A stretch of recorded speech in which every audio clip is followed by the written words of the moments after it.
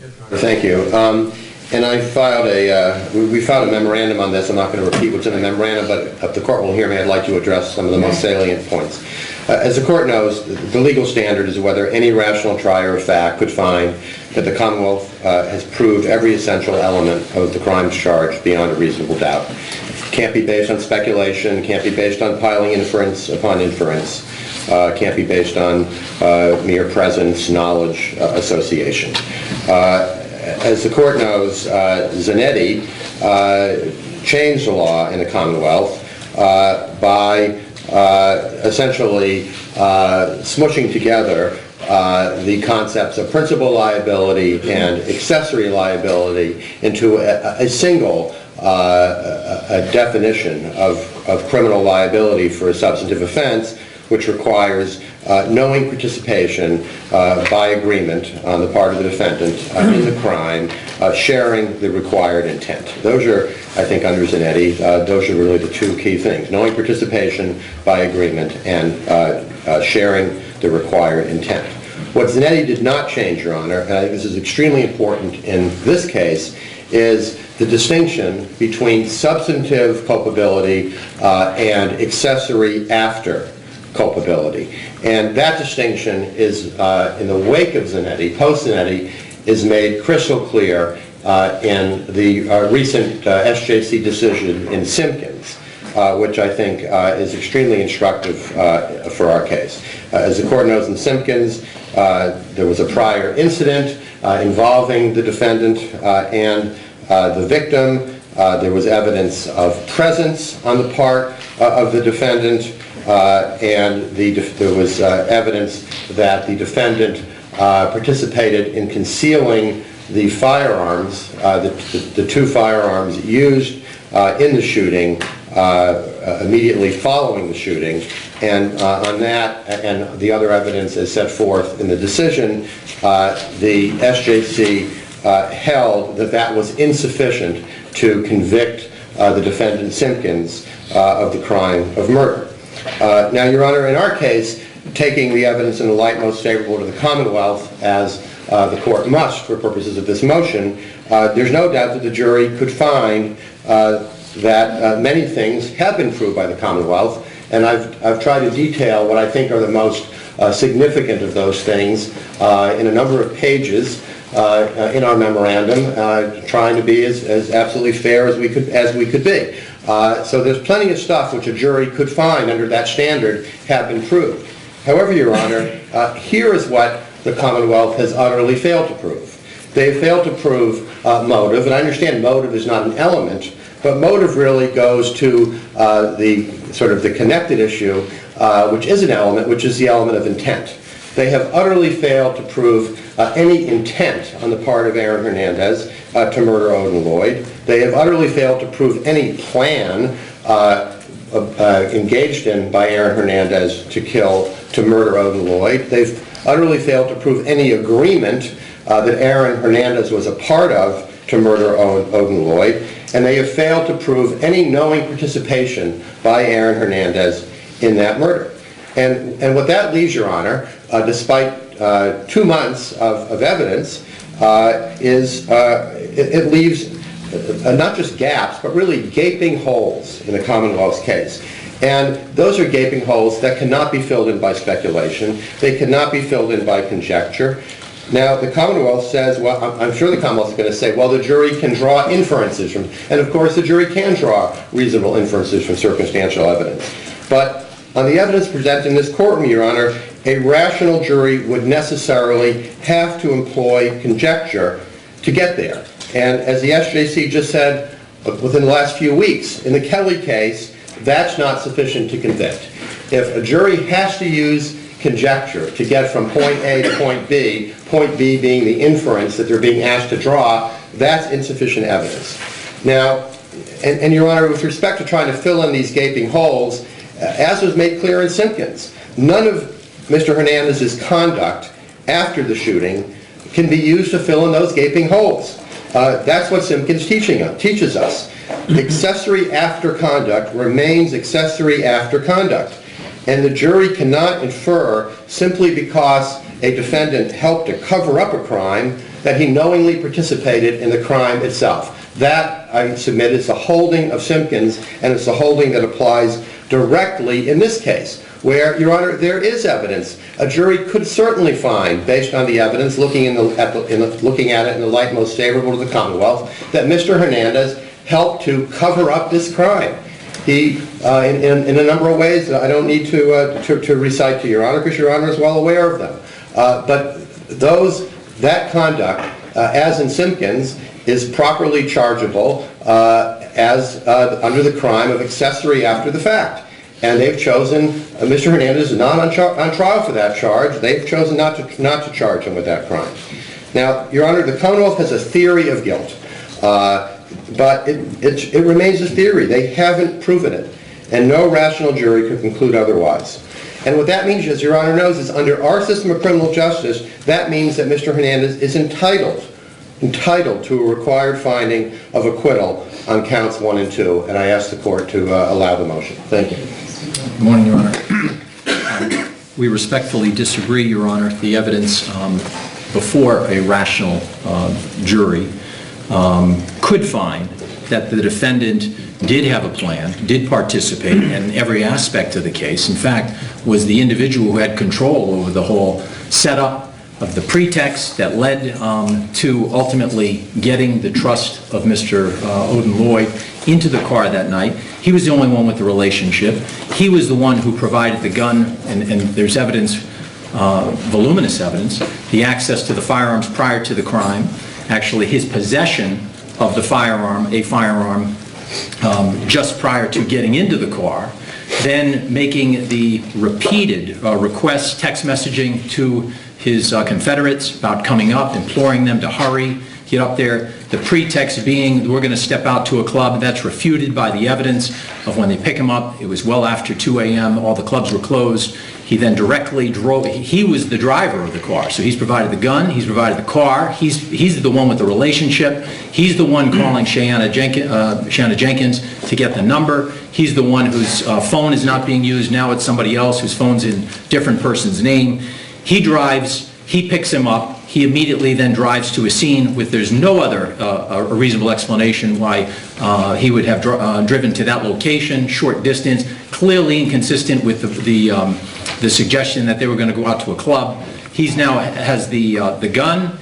It's his footprint. It's outside of the car. It's his footprint heading in the direction where the shell casings begin to be found, leading right up alongside the body of Odin Lloyd. It's his DNA that's found on the marijuana cigarette that's within a couple of feet of the body. It's his tire that's matched to the rental car. He then drives from the scene back to the home, and all the conduct that a jury would be permitted to draw reasonable inferences by his behavior. He's now got the firearm. The firearm then goes back into his house. The firearm never leaves. If they watch the video that's been shown to them, firearm never goes back to the car. It's him then who facilitates the escape, the destruction of evidence, the attempted destruction of other items by enlisting Shanna Jenkins. It's him then who's providing the means for which his Confederates are able to escape by renting a new car, by giving false statements, by giving a false alibi. This is no way even close to Simpkins. Simpkins wasn't involved to that extent, and clearly on that evidence, the court rightfully found it was a different situation. So all that being said, Your Honor, the motion for required findings should be denied. After consideration of the arguments of the parties and of the evidence that the court has heard in the case, I find that the factual situation here is distinguishable from Simpkins, and that without engaging in speculation or conjecture, a rational finder of fact could find the essential elements of each of the offenses charged, and therefore the court denies the defendant's motion for required finding of not guilty on the murder indictment and the indictment charging unlawful possession of a firearm. Do you want to, you would yesterday suggested charge next, but it would seem rationally Whatever the Your Honor wants to do. But it just seems I don't think we're going to run out of time today, but it seems in the logical order should be the defense, what we need to decide before Monday. So I will hear you with respect to the motion on Dr. Greenblatt, Your Honor. Dr. Greenblatt. That's a Commonwealth motion, perhaps they should start. Your Honor. You previously, Your Honor, said that we were going to have a voir dire of Dr. Greenblatt. I don't believe that's been addressed in any way since the Commonwealth filed their case. I thought everything had been put aside because I was told I didn't have to deal with it until the defense, until the Commonwealth rested. We object. I guess there's two issues. There would only need to be a voir dire of Dr. Greenblatt. I'm sorry. Greenblatt, Your Honor. I apologize. There would only need to be a voir dire of Dr. Greenblatt if the court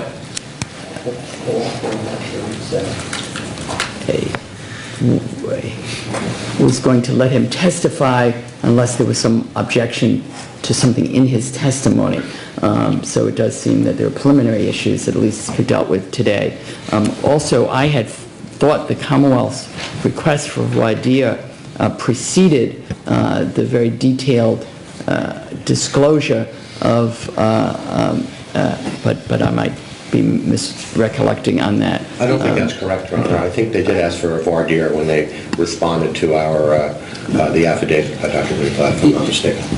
In that, I applaud Mr. Sultan for Right, I agreeing just with didn't that. remember whether it was prior to or after that disclosure. We've always maintained that he should be subject to a voir dire because, and I think that what the defendant is suggesting is that there's some sort of tangible understanding of what he's going to testify to, and I don't think that that's the case. And I don't think that it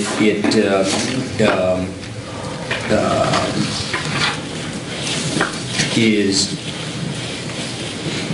something that the court could consider in the absence of understanding what he is going to say. He will be here on Monday. Yes, Your Honor, unless the court rules today that he Right. may not testify. I don't rule based on the papers today that he may not testify, it would be nice, since we told the jurors to come here at regular time, if there was would he be your first witness? Well, Your Honor, or- I'm happy to change that order around for the convenience of the court. I just, He was going to be my first witness, but if the court doesn't we could want- also call the we could call all the jurors if you wanted and have them come in at 10. I just hate them coming in and sitting in the jury room for an hour or so. Your Honor, if there's going to be a voir dire, frankly, I would think that it's going to be a very short voir dire. What the Commonwealth asked for in their motion, they said they wanted a voir dire of the witness to demonstrate that the testimony of the expert rests on facts which will actually be admitted at trial. So it seems to me, I mean, I don't think we need much of a voir dire, and I don't know why that would take much time. Have him here by 9. We'll, if you want him as the first witness, I'm not going to require you to change your strategy as Thank you, Your Honor. to which, but let's all be mindful that there will be jurors sitting in a jury room while we're doing the voir dire. And perhaps we could start earlier. I know it's sort of difficult, but at least let's say by 8:45. That's fine, Your Honor. It's agreeable to us, Your Honor. Thank you. Does the court want to hear anything about this today? Or No, I don't. Given the Commonwealth's position that the court should not rule on any portion of this until they've heard from until they've had a voir dire, I will defer our ruling.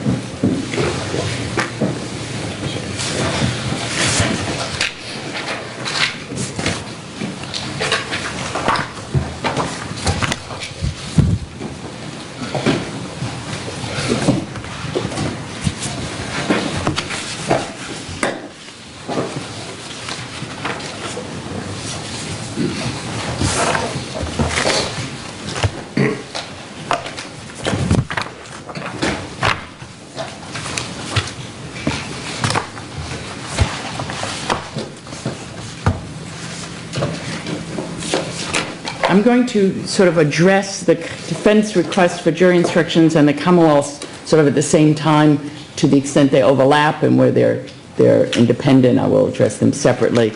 The Commonwealths aren't numbered, unfortunately, so I will have to just refer to pages or paragraphs in the pages.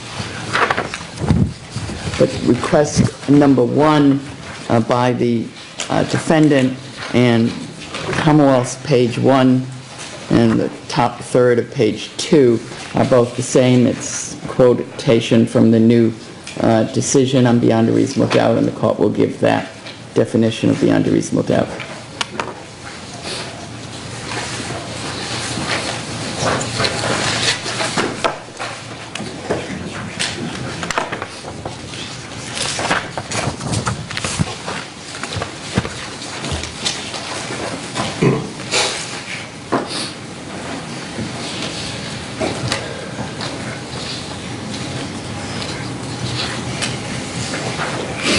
Before I go to the defense number 2,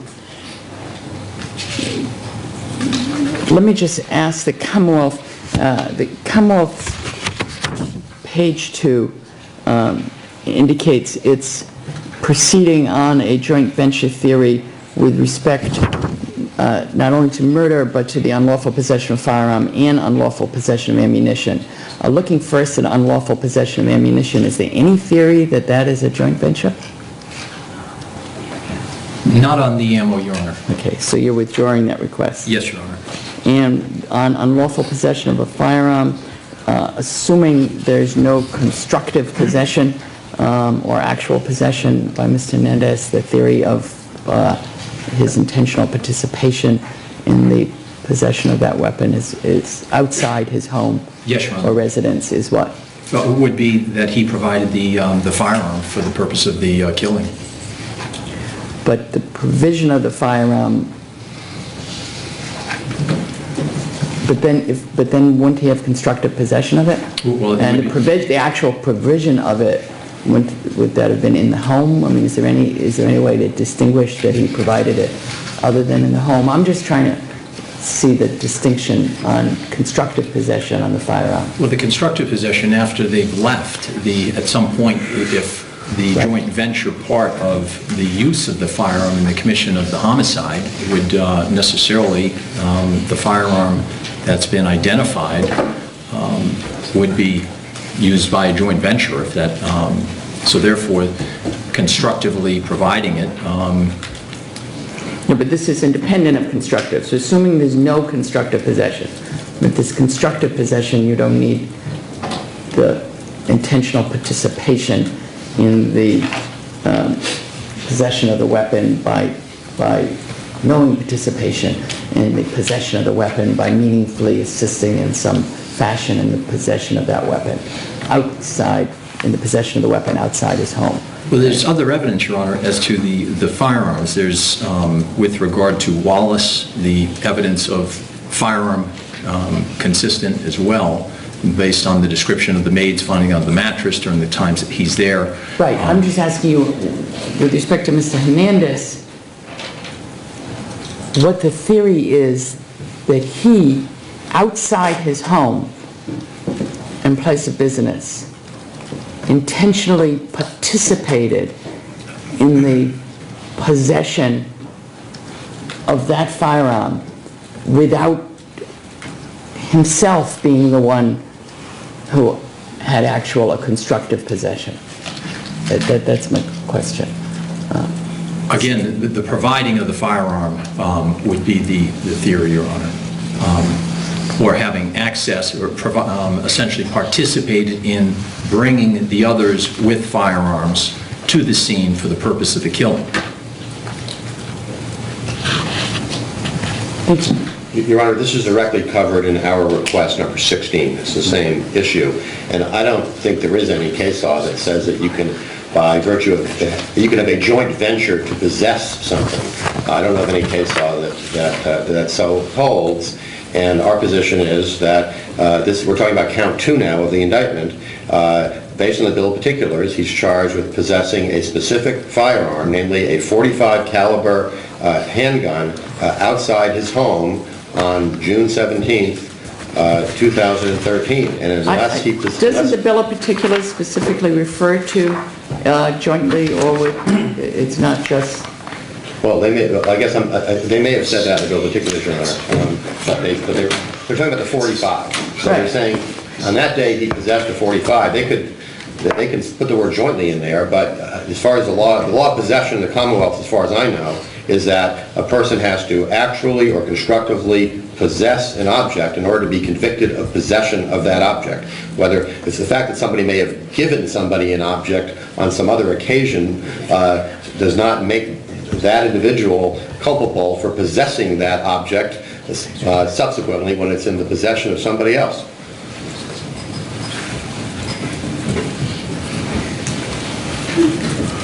So unless he was constructively or actually physically possessing the .45 caliber handgun outside his home on June 17th, which I assume they're talking about at the scene of the killing, he cannot be convicted of count 2.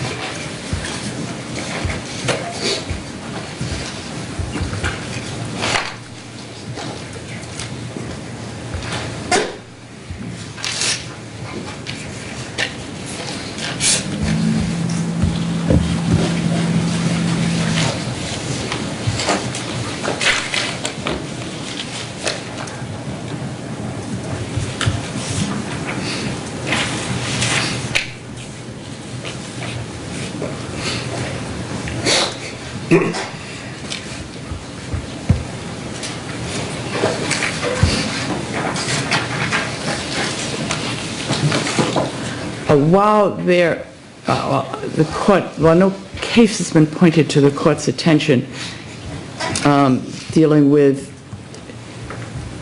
joint venture possession of a firearm, there are several cases that allow the Commonwealth to proceed on a joint venture theory with possession of drugs, where the Commonwealth can proceed alternatively on a theory of constructive possession or joint venture, providing an apartment,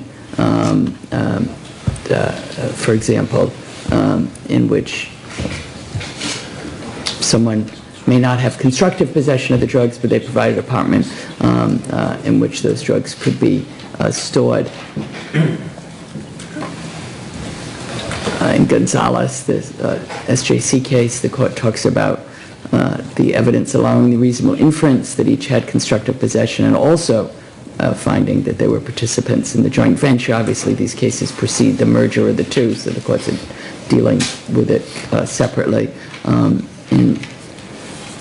Your Honor, I confess I have not specifically looked at those cases. In Pimentel, there's cases, another drug case. I think that the evidence here, given, would support a joint venture theory on possession of the firearm, in that Mr. Hernandez rented the car, was driving the car, and in terms of the Zanetti type of instruction, either possessing it constructively or actually possessing it, or himself, or assisting in some material way. And I think driving people who may have had the weapon on them, obviously he would have had to known about that. But that I think there is sufficient here to go forward. I will. Counsel want to readdress the matter after doing research. I'd like to look at that. On Monday, I will. I do know that, I remember there's a whole, I know a body of case law about, somebody who's, driving a car and there's a gun found in the car. Right, that isn't enough to prove constructive possession, and it may not, and it's certainly not enough to prove joint venture. Mere knowledge is not enough. But to the, I believe a rational jury could find the intentional knowing participation, in that it's simply because it's a possessory offense, which was the argument you had made, I don't believe has support in the case law. And I raised it now only because the next paragraph in the Commonwealth's charge, proposed charge, deals with which are the offenses for which it is proceeding on a joint venture theory. So I will give the substance of the paragraph beginning in this case on page 2 of the Commonwealth's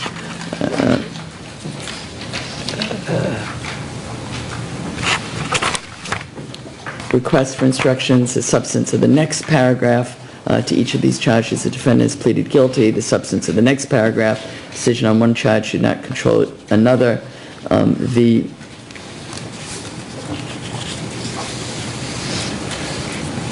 substance of the first sentence on the Commonwealth is not required, but without ammunition.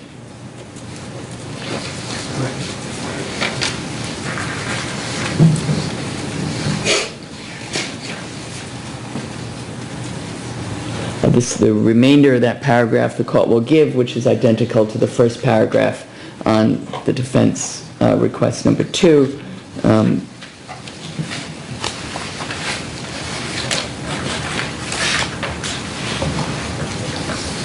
I will give the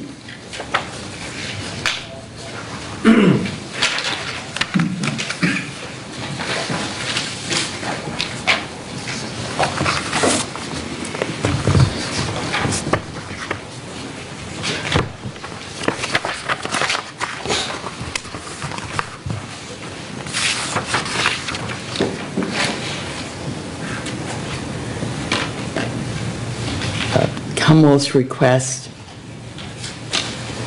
the last paragraph on page 2, up to the word succeed, which comes from the model charge. The defense is identical, except the defense eliminated from the model charge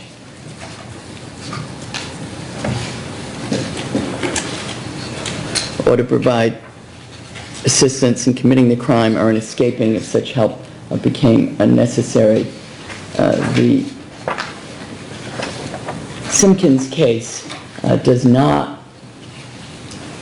eliminate that from the model charge. Indeed, it affirms the language of the model charge, provided the agreement arose before or during the pendency of the offense.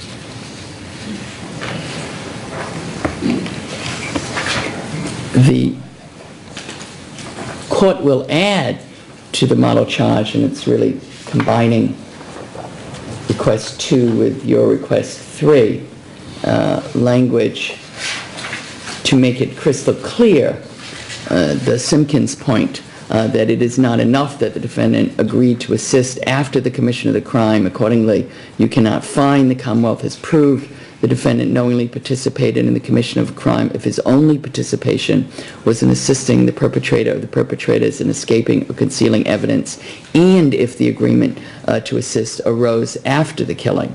As I have said, any express or implied agreement by the defendant to act in concert with any express or implied agreement by the defendant to act in concert with another during or after the shooting must have arisen before or during the commission of the crime. So, and it would seem the logical place to put it would be in the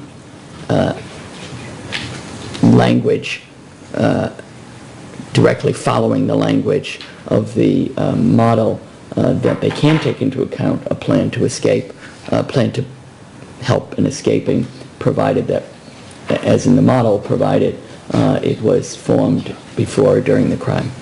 Yeah, that's agreeable, Your Honor. I think that's an accurate recitation of the law, but I just wanted to make sure that there have been some changes in the paragraphs, and so that it'll just be the model, and then to that you'll add Right. that. Okay. I'm going to go up to where your making the Succeed. crime succeed, then add this paragraph. That's, okay, thank you. Because there were certain words that were taken out that I think do change. Right. I indicated the defense eliminated Yes. sentences from the model, eliminated entirely the ability, an agreement to the language, and eliminated entirely from the model, providing either that one way in which someone can participate Right. is agreeing to provide help in escaping if such help became necessary. Thank I will you. put that back in. My plan is to use the language you have suggested up to the word succeed, which tracks the model, but add this paragraph, which is the substance of the defense request number 3. Thank you, Your Honor. Now, the Commonwealth has suggested some additional language, which I have provided in the past at the request of defense attorneys. It's usually a case where it's a live issue at trial whether the person was actually at the scene. I've not seen it requested by the Commonwealth before, but I have seen that request from defense counsel, usually where it's a real live issue. If the defense wants that, I would add that to the model, and if not... If you're talking about the portion that follows the word succeed. Yes. Well, Your Honor, I would say that Mr. Hernandez's presence at the scene is a live issue, but I do not want this instruction, and I don't think this instruction, frankly, is an accurate statement of the law anymore, post-Zanetti. I will... It may depend on the facts of a particular case. Yeah. I mean, I've given it where there was no... If he wasn't at the scene, he would necessarily have to be Right, found. the only way he could participate... The only way, right. Right. So But in if somebody cases where, on the facts of a case, the only possible participation. And so I have in those So if someone is in instances... their home 100 miles away and directs other people to go kill somebody, they don't have to be present. They can Right, be convicted. right. It's sort of evidence dependent, and I've had in cases where it seemed appropriate, defense counsel has requested that. But so I will not give that language, That's the rest of that paragraph. the rest of that paragraph.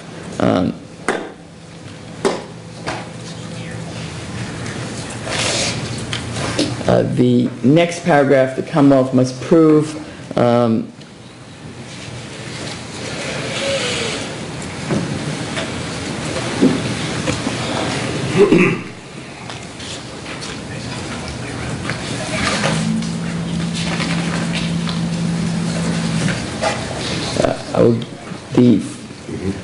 except for the last two sentences, the Commonwealth's proposal is identical to the defendant's, and I will give that. I'm not going to separately add the comment here about speculation. Speculation is forbidden, but I will be making that point to the jury and using that language, speculation is forbidden, in talking I'm not in every single time we talk about any issue repeating. I do use the language, and I use the language that they can speculate, and I also use the language speculation is forbidden. Your Honor, I guess two things about that paragraph. Number one, the Commonwealth in line 2 of that paragraph uses the word knowingly. I think the word should be intentionally, and that's what we typically ask for in our request number 2, Your Honor. The last page of our request number 2, line 3. So I think it should be intentionally, not knowingly. And I also have a problem. Well, the model is knowingly. Well, we want intentionally, but the court will, if the court overrules that, so be it. Model is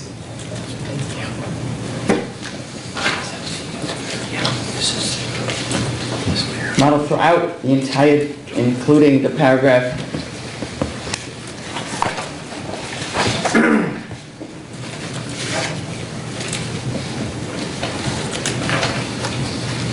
Including your request on page 4, Commonwealth must prove the defendant knowingly participated. Well, it is there on page 4. I agree. It is there on page 4, Your Honor. And I will use the knowing participation language. Your Honor, I would request that the court not give this experience and common sense language, which is the end of that paragraph, the Commonwealth's paragraph on page 3. I think that they apply the same standard that they apply to everything else, and I don't think you should be intoning things like experience and common sense, especially as it refers to specific elements of the crime charge. Your Honor, we just say that tracks the model instruction, so I think it's appropriate. The court will give the language.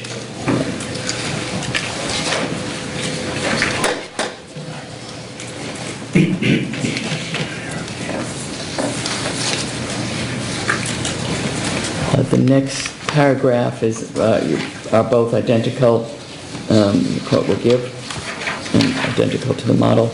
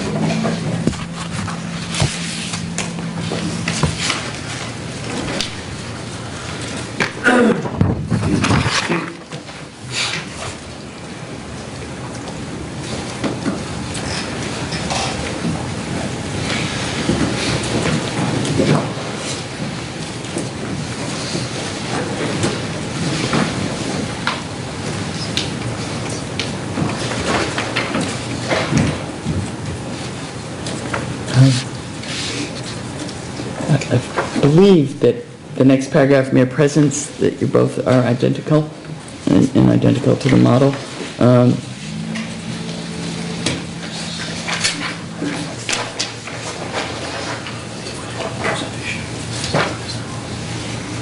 I think they did use a word that was somewhat different, that first line. The model is mere presence at the scene of the crime is not enough to find the defendant guilty. They substituted is not sufficient. We'd ask for the model. Yeah, I would use it up. Thank you.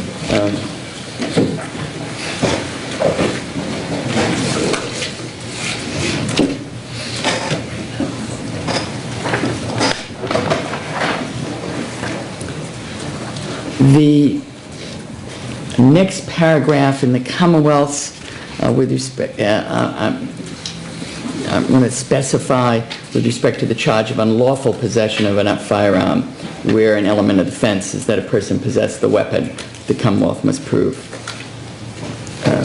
Perhaps if the court's going to give that instruction, perhaps the court should do so in the context of giving the specific instructions on the elements of that crime. I was going to, at the outset, do a general one on knowing participation, but I'm happy to... if this only applies to that But I'm happy to offense. put that in the unlawful possession section. Thank you.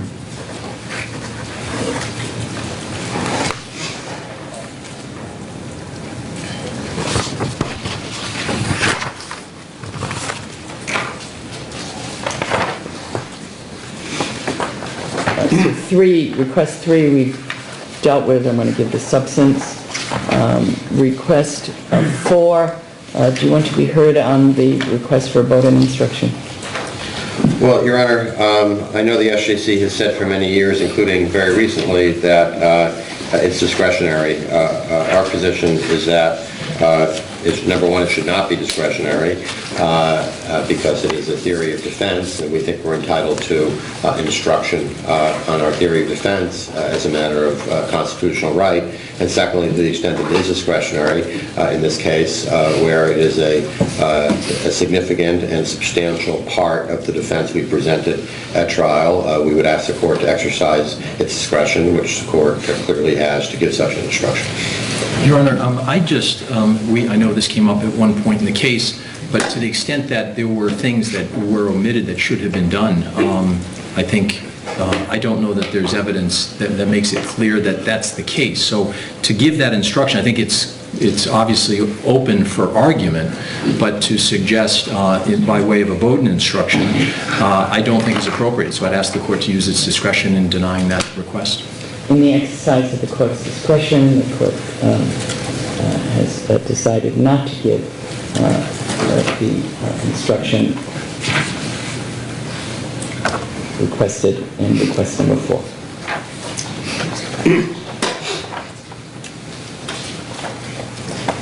Five, I will give the language you've requested on defendant's decision not to testify.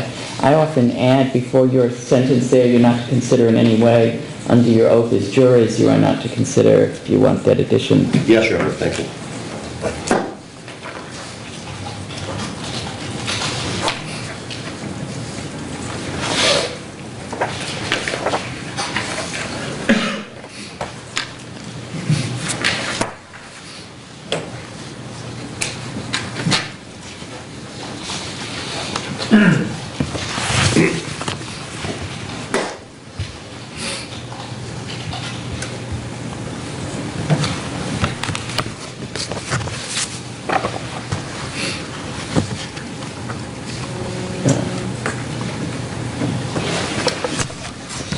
Either of you want to make any argument on request number 6 by the defense? Well, Your Honor, the court did give this instruction in substance while Mr. Briggs was testifying in response to testimony that he volunteered. And I think that now that the issue has been broached, I would ask the court to re-instruct the jury, which I think is an absolutely correct statement of the law, and it's of constitutional magnitude. I ask the court to give such an instruction. Your Honor, we would object to that. The defendant's request is, I think, actually a misstatement of the law. 268, Section 40, makes it a criminal offense for whoever knows that another person is a victim of aggravated rape, murder, manslaughter, or armed robbery, and is at the scene of said crime, shall, to the extent that said person can do so without danger or peril to himself or others, report said crime to an appropriate law enforcement official as soon as reasonably practicable. Any person who violates it is subject to the penalties. With regard to Briggs, I think that was the statement, why did you lawyer up? It was different. I think it was appropriate for the court to take the measures it took. But with regard to suggest that he had no obligation, to the extent that there's evidence in the case that he could have reported without danger or peril to himself, I think it would essentially be suggesting something to the jury that's actually not an accurate statement of the law. Your Honor, I'd like an opportunity to research that because that strikes me as a very problematic law, if that in fact is the law, and I would like to ask the court to revisit that on Monday. I will rule on, I'll give you the opportunity to do it. I think the clearly issues of constitutionality, to the extent you're requiring someone to go to the police and admit to something that would put him in jeopardy, Fifth Amendment issues. And again, I'm not asking for the affirmative instruction that he had, but I'm suggesting that the jury shouldn't be told he didn't. And again, this is different between when later on he obviously had then invoked and everything else, but to suggest that... I guess one question is, and it may affect whether it may play into the balance of giving an instruction or not, are either of you requesting a conscience of guilt instruction? Yes, we would be, Your Honor. Can I have a moment, Your Honor, please? Sure.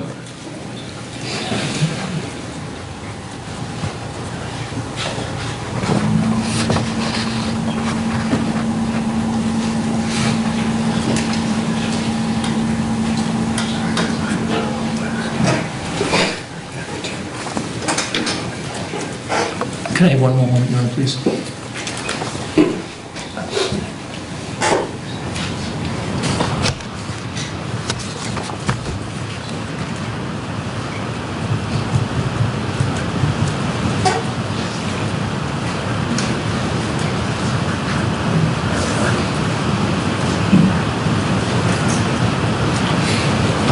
Your Honor, we would request that instruction, please.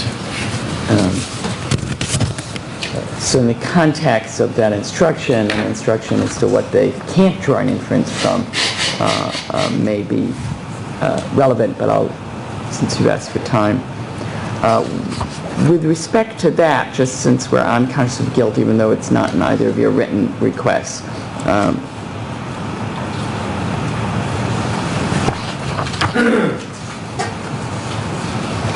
since part of the conscience of guilt in this case that I assume will be argued or would involve actions taken by Mr. Wallace and Mr. Ortiz after the killing, it would seem appropriate to instruct the jury that when a defendant knowingly participates in the commission of a crime with one or more persons with the intent required for the offense, the law refers to this cooperative conduct as a joint venture. Evidence that Mr. Wallace or Mr. Ortiz may have engaged in behavior that amounts to conscience of guilt on the part of either of these individuals cannot be used as evidence from which you can draw an inference against the defendant unless the Commonwealth has proven beyond a reasonable doubt that the defendant and such other individual were engaged in a joint venture and that the actions of the other were committed during the dependency of the joint venture and in furtherance of it. I think that's fair, Your Honor. Thank you. I don't know whether you want any specific reference to any activity by Ms. Jenkins. That is can only be considered if the Commonwealth has proven that the actions were undertaken in the direction of the defendant or with his conduct, consent, or authorization. Yes, Your Honor. We'd request that. Thank you. Well, we're not requesting that, Your Honor. So if you're not requesting it, there runs a risk that the Commonwealth defendant, there runs a risk that a jury in this case, for example, with the shoes, may think, since Mr. Hernandez wasn't in a position to do anything with the shoes, that... Well, I guess you're right, Your Honor. My understanding about that subject is that the court ruled that when we filed this motion several weeks ago, that unless the state of the evidence changed, that would not be permissible for either argument or... Right, but my concern yes, that the jury made... Yes, my concern is simply that not that either of you will argue in a closing that Ms. Jenkins ditched the shoes at the defendant's request, but that a jury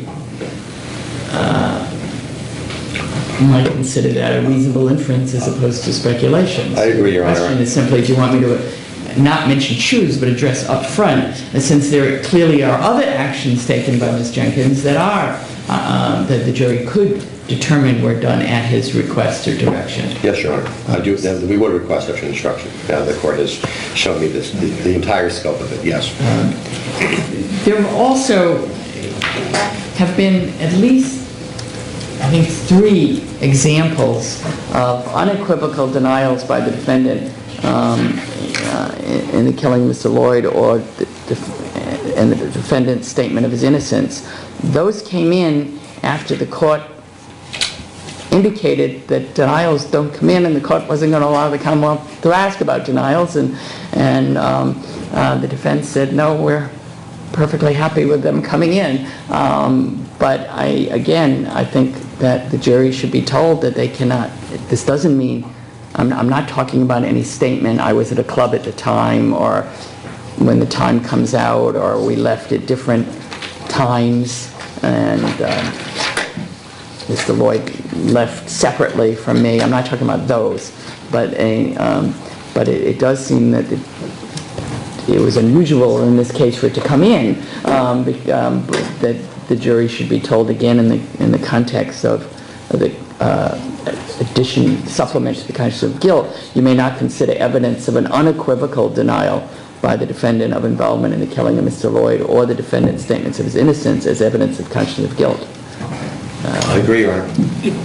And again, not as evidence of consciousness of guilt, but this statement came in, Your Honor, so in... Statement came in. And by agreement of the defendant. Statement came in, but they certainly can't, statement came in and it gives the context for other things he was saying. But allowing the statement in by agreement was not an agreement by the court. The jury could take what is the issue in the case, whether the defendant is innocent or not. A statement of innocence, a denial, can never be consciousness of guilt because that's the issue. But I would say this, Your Honor, and respectfully, if the defense wanted it in for the purpose, so it comes in... Defense didn't ask for it to come in. Defense did not ask. The defense merely told the court that it wasn't objecting, and the Commonwealth, for whatever reason, chose to elicit that statement on more than one occasion. Because it was in the context of a full statement of a witness, and without their objection, at that point... They weren't all. The very first one by Ms. Jenkins, which was consistent with the grand jury, so it was known what she was going to say, was, what did you say to him? I said, did you do it? He said no. Well, in fact, it was different than the grand jury, because at the grand jury, she said the initial statement actually occurred in the house, and so I didn't anticipate she was going to say, she then said it was during the ride, so it was different. It was technically different. But the point is, the Commonwealth elicited this, and the court is not going to... Unintentionally, Your Honor, the first one, but then after that, we had the sidebar and the... No, I think it was before Ms. Jenkins, because I think the court was aware from the grand jury. I think it was before Mr. Kraft testified that the court raised the issue of unequivocal denial, which is why I didn't raise it again when Mr. Kraft testified, because it was clear that Commonwealth was going to be allowed to get in all the other information. So certainly everything else he said to Mr. Kraft and everything said to the next witness, I didn't raise it at that time. Forget if the Commonwealth, the defense had an objection that he raised it. But I don't think the court can be, the jury can an unequivocal denial is, and I'm not in any way precluding Commonwealth from arguing everything that was said about being somewhere else or leaving separately or any other statement. But what we have here is an unequivocal denial. Well, the one thing I'd say to that, Your Honor, is just that if at one point... If the Commonwealth was surprised by any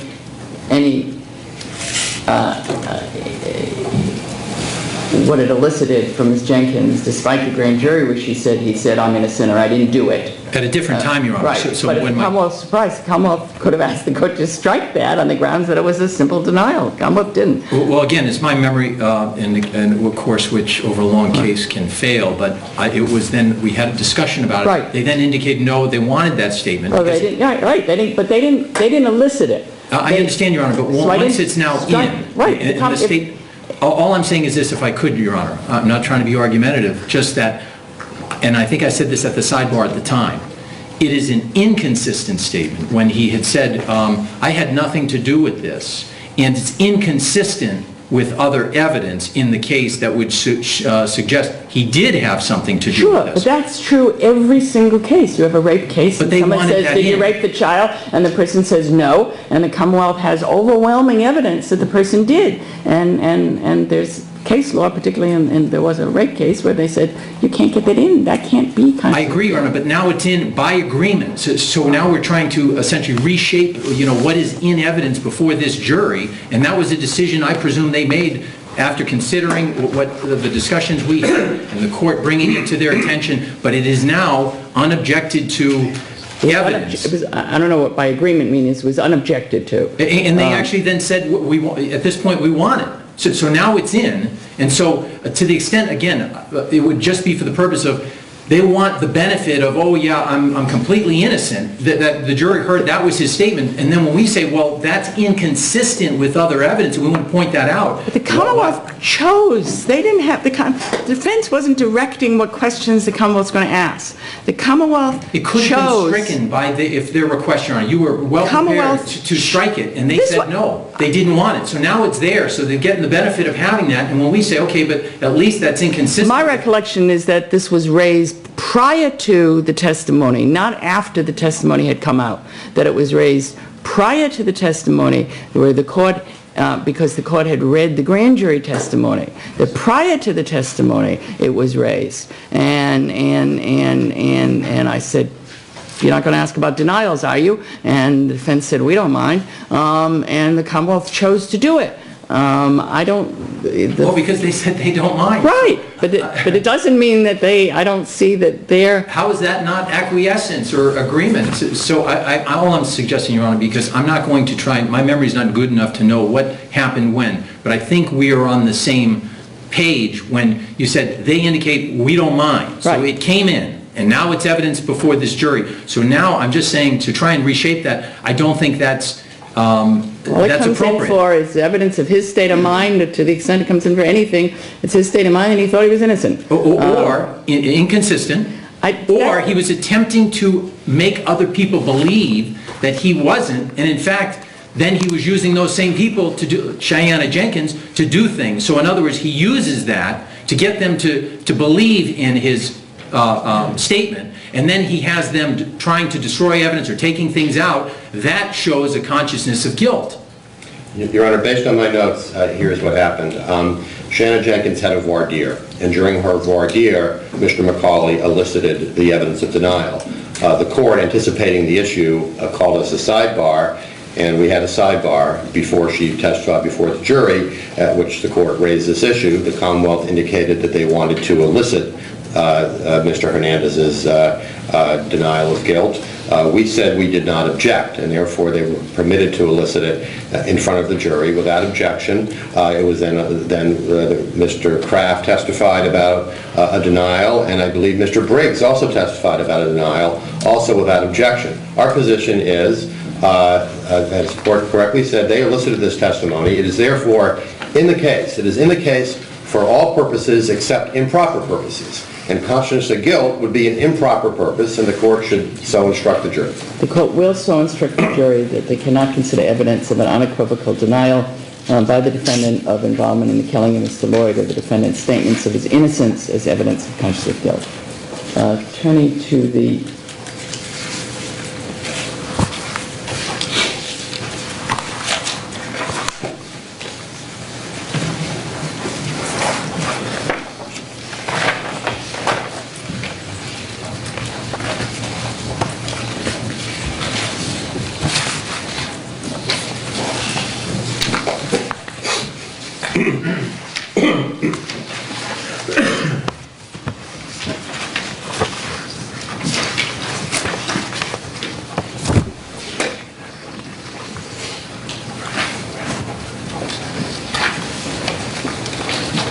turning to immunity language, I will give the substance of the first and third paragraph,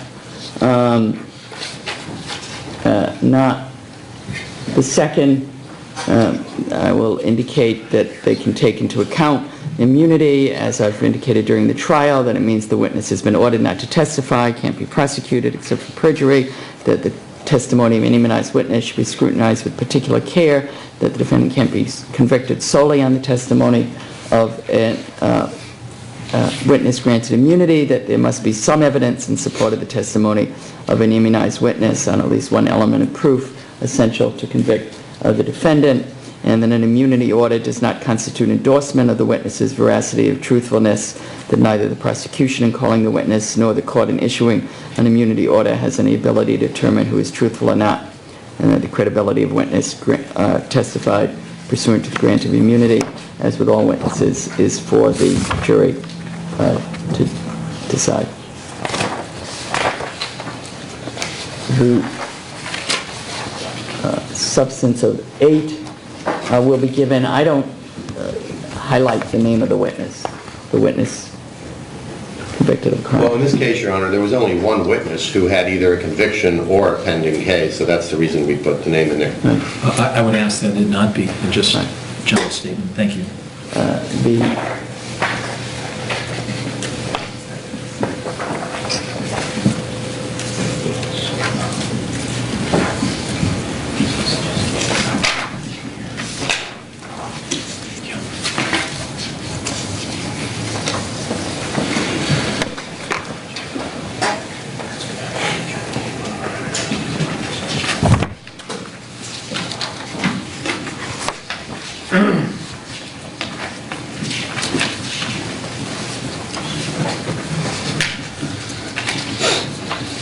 I will give an instruction, not this specific language, but an instruction on pending charges, which is your 9, number 10. Your Honor, can I just be heard quickly on the pending Sure. charge?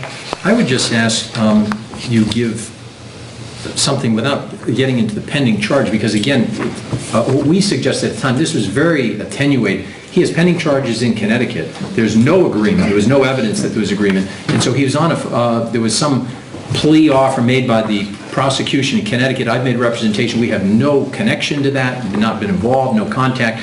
And he said he rejected it. Now, as we know, there's a million reasons why defendants reject pleas.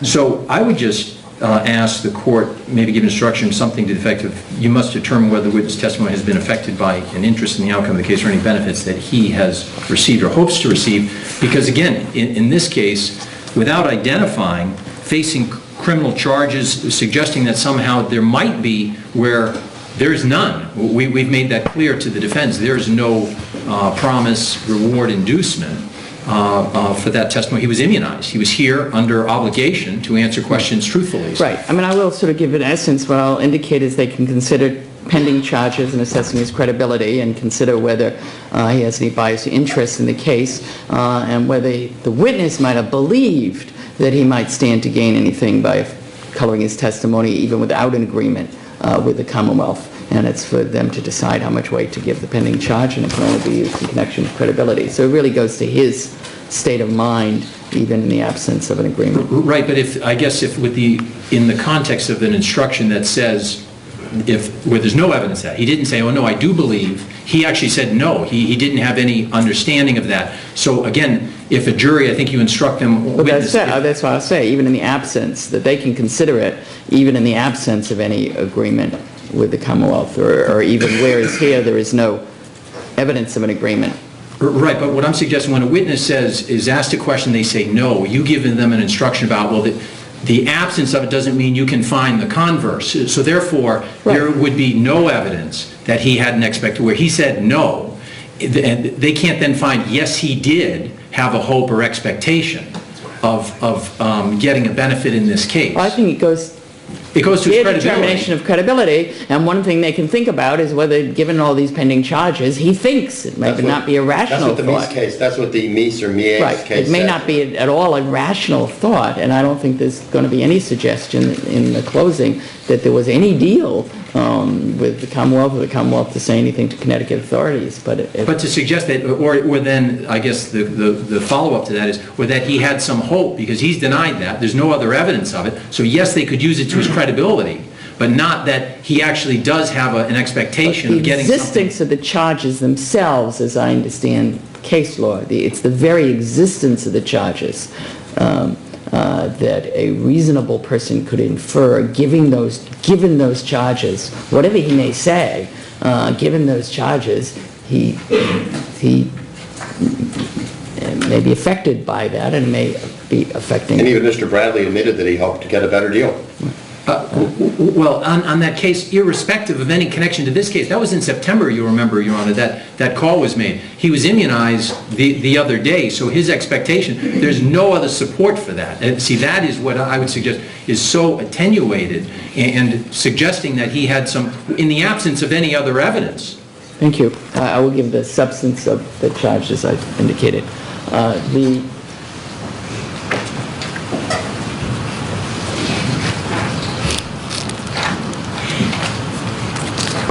With respect to request 10,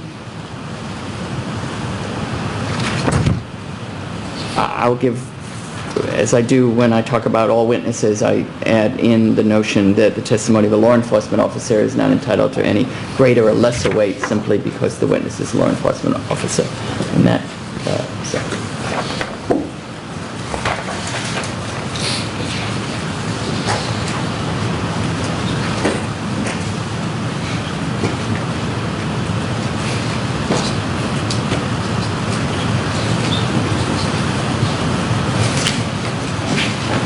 on objections by counsel, the substance of paragraph 1 and 2 will be given, and 3, not necessarily the exact language. The substance of 4, I also talked about if I've overruled it, no more weight should be given than if no objection had been made. This only deals with when, if the court has sustained the objections, substance of the last paragraph. And I don't use that specific sentence of your very last sentence, but that the attorneys are not the sources of evidence. It's not a great sentence, Your Honor. I withdraw my request for that.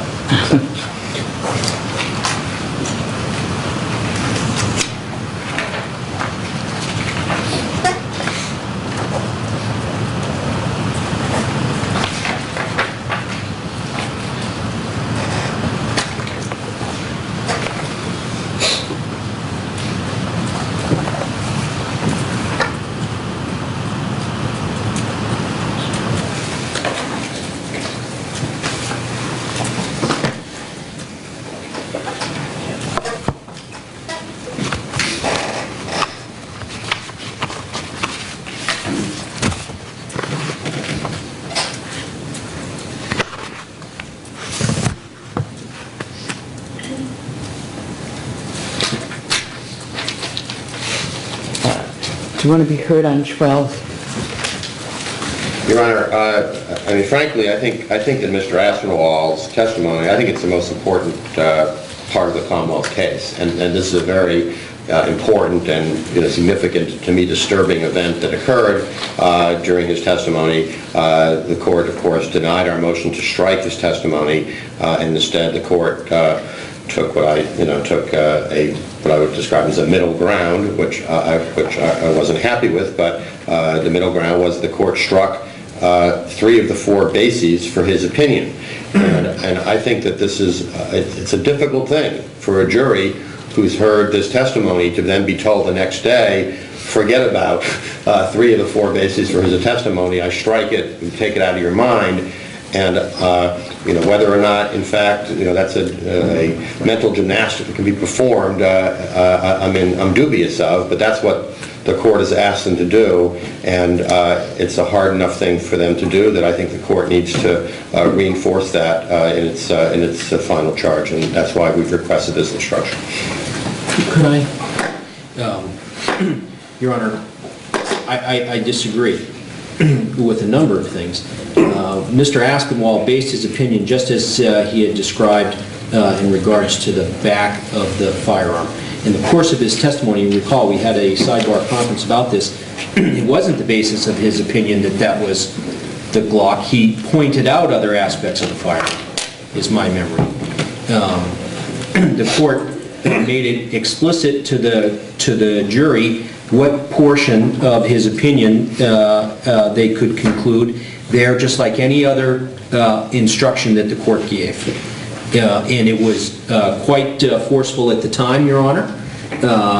And you'll recall the testimony that the defendant objected to the following day, he didn't object to during the time it occurred. And he was entitled, the court found, to some remedial instruction at that time. Now the defendant is essentially asking for his lack of objection to not just get him a remedial instruction related to the testimony while the witness was on the stand, but to further attempt to water down what Mr. Aspinwall actually testified to. Well, but I did strike. You did? I mean, and I struck because, not a rule of evidence, but because the Commonwealth had represented that he was not going to say anything different than had been disclosed.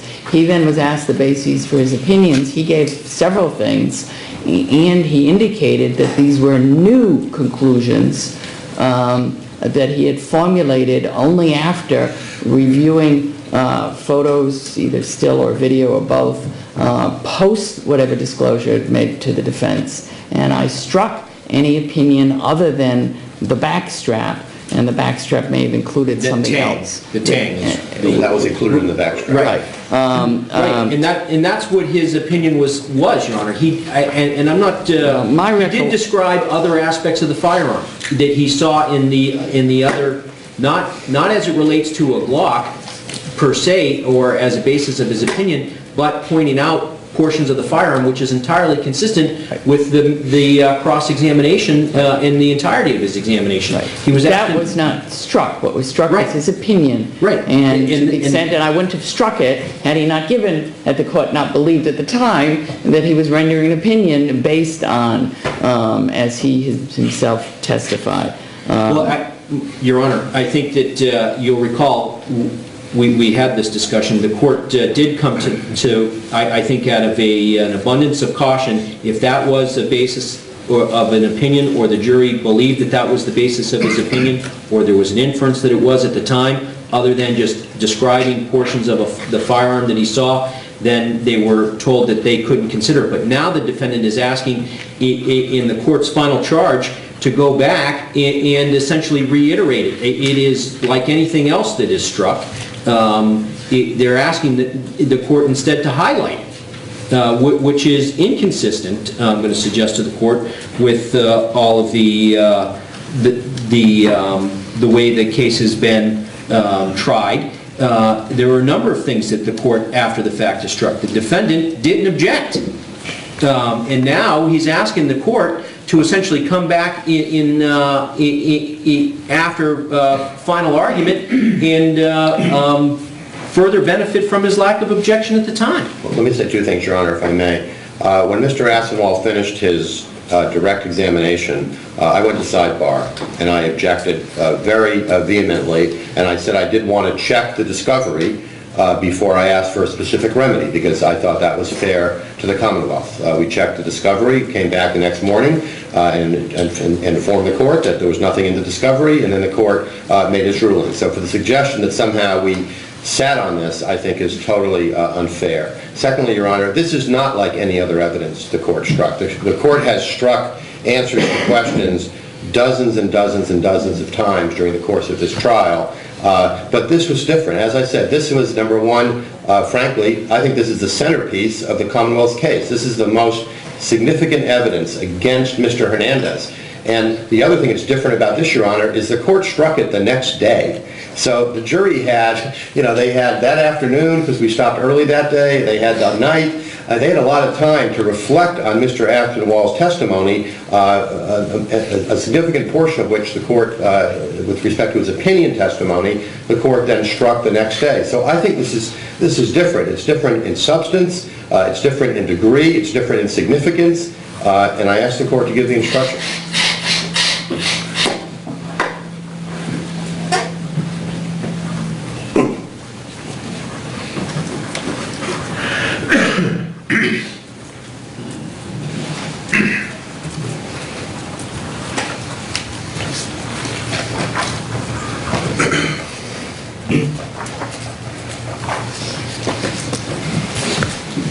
I will give the substance of that. I'm not going to give the second paragraph, but I will give the specific reminder.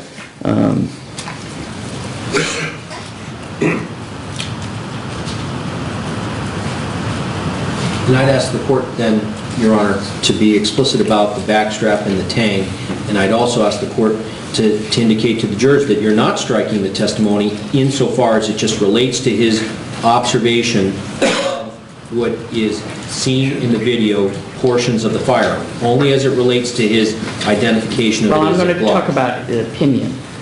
So let me remind you about testimony the court ordered stricken from the record, namely an opinion, if any, identifying an object in the home surveillance video insofar as that opinion was based on the rear of the slide, the front strap, the trigger guard, or anything other than the back strap, including the tang.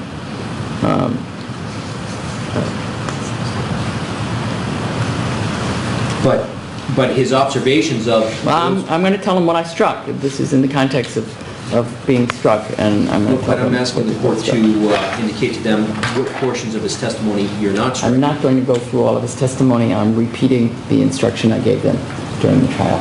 And I take it, though, that's still fair for us to argue about his observations and that of those portions of the firearm. Of course they can argue that, Your Honor.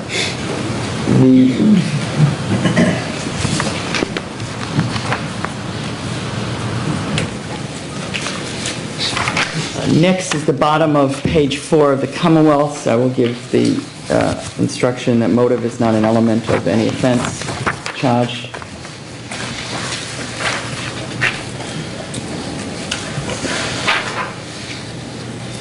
The first paragraph on page 5 is the same as the first paragraph of the defense request 13 will be given. Before I go to the second paragraph of the Commonwealth, it probably makes sense to jump to your request 18, that the court not instruct on extreme atrocity of cruelty. Yes, Your Honor. This, as the court knows, is kind of a very live issue before the SJC these days. There are several grounds.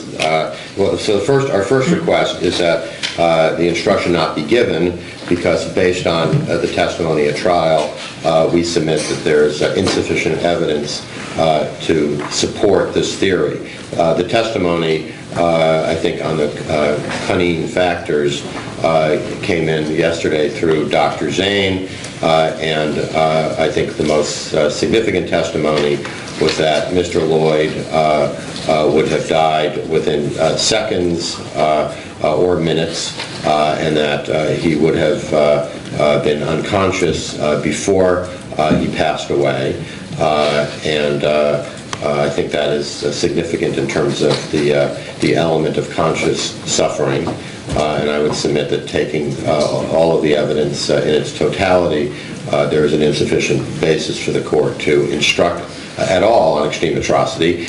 And then secondly, Your Honor, if the court is going to instruct on extreme atrocity, I think the court should instruct in accordance with our request, which is that the Commonwealth must prove on page 36, the Commonwealth must prove beyond a reasonable doubt that the defendant intended to cause an extremely atrocious or cruel death or was indifferent to such a result. That is what a number of justices on the SJC have now suggested should be the law. I understand the SJC has not yet so held, but I think it's particularly important for the court to give such an instruction in a joint venture case, because here, it's unlike the cases in which the concurrences, I think we're talking about the need for such an instruction. Here we may well be talking about kind of imputed intent. So it's not just whether the person who fired the shots intended for it to be extremely atrocious or cruel, which is really what I think the SJC is saying, or some members of the SJC have said should be the law. But here we have whether somebody else who may have participated in a joint venture should be liable for extreme, atrocious, and cruel first-degree murder, where that individual did not necessarily sign on for what was intended by him to be an extremely atrocious and cruel murder.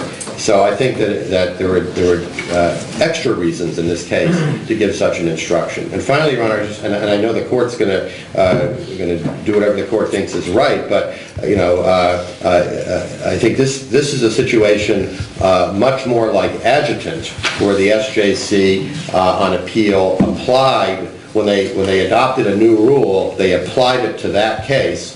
As opposed to Russell, the reasonable doubt case, where they said, well, the defendant was not prejudiced, so we're not going to apply it to him. If the court does not give this kind of an instruction and he's convicted on this theory of first-degree murder, he will be highly prejudiced, I think, by the court's failure to give this instruction. and I asked the court to instruct according to what now a number of members of the SJC have suggested should be where the law should go in this area. Your Honor, that's not the state of the law. We're trying this case, and I think it would radically change extreme cruelty and atrocity, particularly with regards to the prongs of malice. But the evidence in the case supports the instruction. Out of the canine factors, the defendant's indifference to the victim's suffering, we know there were 6 shots fired at him. We know a number of those shots struck him when he was standing. We know 2 of them were shot as he lay on the ground, and there's evidence to suggest he was still alive at that time based on the evidence of the fatal wound through the heart, the pericardial sac, that caused then the heart continued to pump blood into the sac. With regard to the consciousness and degree of suffering, the testimony was pain would be felt. With regard to the extent of the victim's physical injuries, there was a tremendous amount of physical injuries to his body. There was organs that were, the skin, obviously the evidence of the entrance and exit wounds to the skin, the organs that were struck, the bones that were broken. With regard to the number of blows, as I've indicated, there were 6 shots, apparently 6 hits. The manner and force in which the blows were delivered, the nature of the weapon being the firearm used in the killing, and the disproportion of the means needed to cause the death. Well, I think the doctor testified there were 3 that were independently fatal. There was a case the court had previously cited on the motion to dismiss that a single gunshot at close range and the victim's awareness that what was about to happen was sufficient to support a finding of extreme cruelty and atrocity. That was Anderson, 445 Mass 195. There clearly was that evidence in this case. The defendant, the first shot being fired from the car, the defendant at close proximity and then only gets 5 or 6 feet. There's the evidence of the ballistic evidence in sort of movement toward the body, evidence that he's putting up his hands, and then the position, as the court saw yesterday demonstrated by the pathologist, the directionality, that he was actually crouching down to have the directions of the bullets that are now striking him about the shoulder and then in the back of his neck. So there's ample evidence to support giving the instruction to the jury to allow them to decide whether the murder was committed with extreme atrocity or cruelty. May I respond briefly, Your Honor? You may. Number one, and this all goes really to the recitation of the evidence by Mr. McCauley. I don't recall Dr. Zane testifying there was any blood found in the pericardial sac. He said there was blood found in the left chest cavity, the right chest cavity, and the abdomen. Number two, when I asked Dr. Zane this question directly, whether he could say to a reasonable degree of medical certainty whether the injuries were caused by 6 shots, he said he could not. So I don't think we have any evidence before the court that Mr. Lloyd was struck 6 times. Number three, despite what Mr. McCauley just presented, which is their theory of how this occurred, there was no testimony about the sequence of bullets, none whatsoever. There was no evidence presented that Mr. Lloyd was on the ground when he was shot, none whatsoever. There's no evidence that the first shot was fired from the car, none whatsoever. And with respect to Mr. McCauley suggesting that Mr. Lloyd had his hands up when he was shot, when Dr. Zane started volunteering that demonstration, I objected and the court sustained my objection. So there was no evidence before this jury that Mr. Lloyd had his hands up when he was shot. Your Honor, yes, I'm not suggesting that Dr. Zane said these things, but the evidence in the case is, I'm not suggesting the actual sequence, but there's evidence in the case. There's a shell casing found under the seat of the defendant, which would be indicative. There's 6 shots. He testified, we went through Roman numeral 1 to 6, 6 gunshot wounds. Entrance, some didn't make it through the body, but 6 separate shots.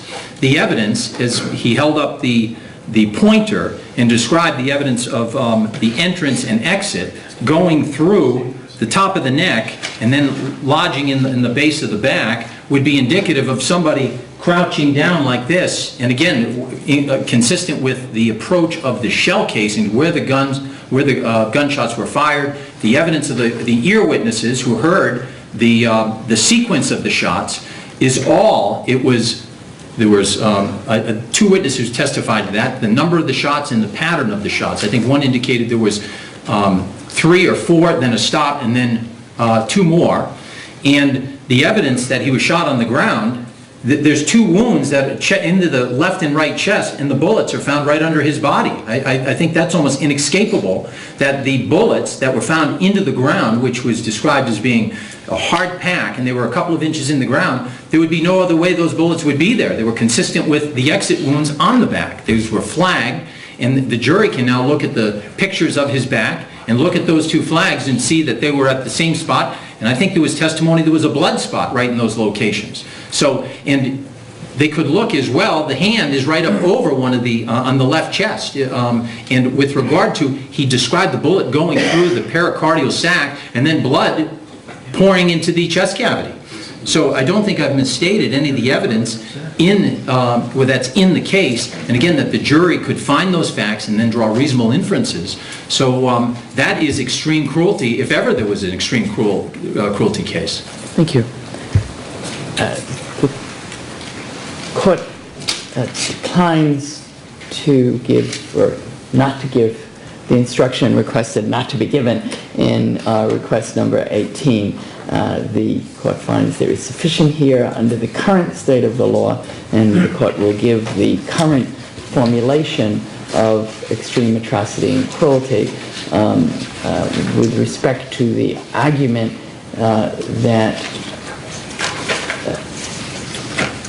the court should particularly be willing to endorse new language and new principles for extreme atrocity and cruelty. Not only does the current model reflect current law, but specifically with respect to joint venture, there are several SJC cases that the court would have to be overturning that hold that when the requisite malice is proven, that is all that is needed for a joint venture, that the Commonwealth has no burden to show that one joint venturer knew that the other was going to or did accomplish the crime in a particularly atrocious or cruel way. The Commonwealth need not show intent beyond malice. The Munson case, the 1979 mass case, Chalaumphong, Chaleumphong, a 2001 mass case, and Chim, Chhim, a 2006 mass case, all of which the SJC does not create a separate standard for extreme atrocity or cruelty, and I think you've recognized that what you're asking is for the court to change the law, and you've preserved the issue. Well, Your Honor, I certainly understand and respect the court's ruling. I just want to say for the record that it's our position that the United States Constitution and the Declaration of Rights currently require the instruction that we're requesting, and even though the SJC has not yet, a majority of the SJC has not become sufficiently enlightened to recognize that the law currently requires that, and that's our position. Thank you. Your Honor, can we have a very brief bathroom break? We have Sure, a question. I'm sorry. Thank you. Sure, you want to... Thank you, Your Honor. 15 minutes? Resume at 11.